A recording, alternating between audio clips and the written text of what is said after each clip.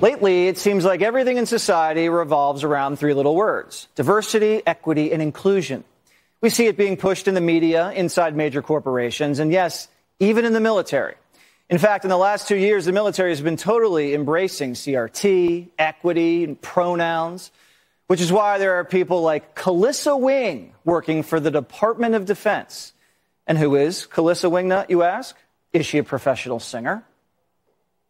Imagine all the people living life as free. You hope someday that you will join us, and the world will live as one. Okay, so she's not a singer, that's clear.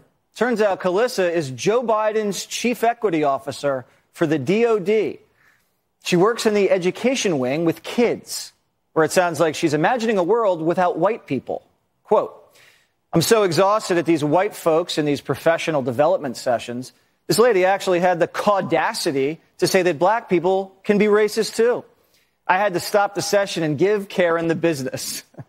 She also wrote, "If another Karen tells me about her feelings, I might lose it."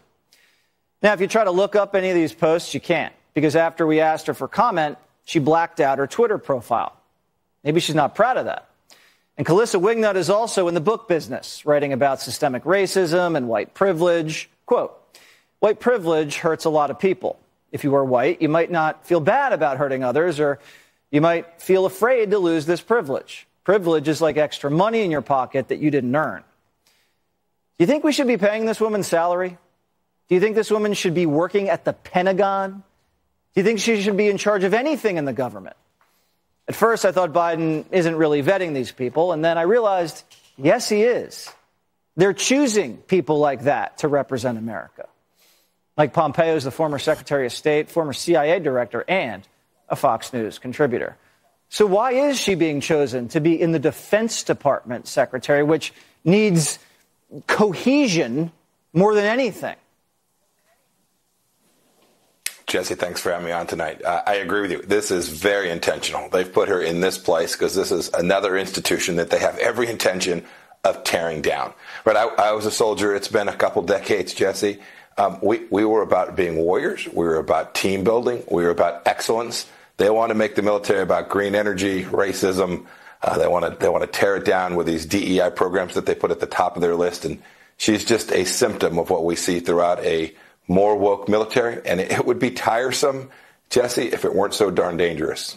Could you imagine if you had like a SEAL team, and a very diverse SEAL team, and you have white people looking over their shoulder at the black guys, and the black guys thinking about the white privilege, and the Hispanic guys thinking, like, I'm not getting the respect. Like, that's not going to be good for business if they're trying to kill the bad guys and protect our national security.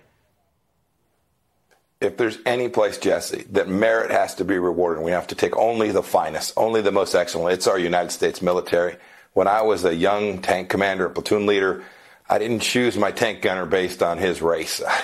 I wanted to choose the guy who, when he slewed the turret, was going to throw a 105 millimeter round downrange and break something. That's what we have to make sure continues.